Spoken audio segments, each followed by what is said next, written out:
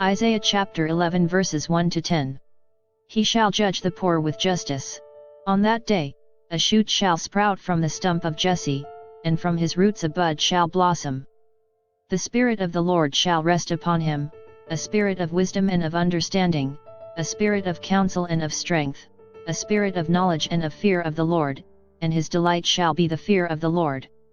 Not by appearance shall he judge, nor by hearsay shall he decide, but he shall judge the poor with justice, and decide aright for the land's afflicted. He shall strike the ruthless with the rod of his mouth, and with the breath of his lips he shall slay the wicked. Justice shall be the band around his waist, and faithfulness a belt upon his hips.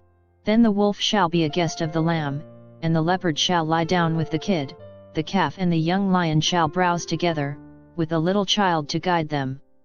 The cow and the bear shall be neighbors, together their young shall rest, the lion shall eat hay like the ox.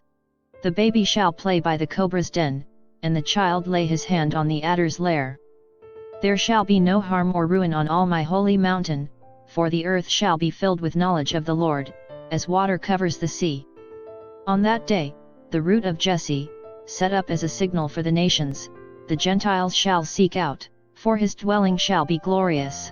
Today's reading has two segments. The first are verses 1 to 5, which is the announcement that a shoot, an offspring, will come from Jesse, the father of King David, and the Spirit of the Lord will rest upon him, and he will be the Messiah. The second segment are verses 6 to 9, which tells about the good things that will come with the Messiah's reign. The messianic descendant of David will not rule as earthly kings do. The Messiah will not come with his own authority but with the authority of God the Father. He will not come to oppress people as an earthly king would. He will demonstrate the gifts of the Spirit, wisdom, understanding, counsel, might, knowledge, and fear of God the Father. The second segment, verses 6 to 9, describes the peace and harmony that will come with him, and even the animals will be at peace. Jesse, the father of King David, and his family, were the source of the Judean kings. 11:1 There shall come forth a shoot from the stump of Jesse. After the Babylonian exile, the tree of Israel had been trimmed to a stump. The stump of the tree wasn't only dead, but would produce a bud, a shoot that will bring new life to the stump or Israel. Peace and harmony between humans and the animal world will return at the second coming, as well as the return of eternal life and the sinlessness of the Garden of Eden. The text predicts a time of shalom, or peace, when everyone in the world will have the full knowledge of God.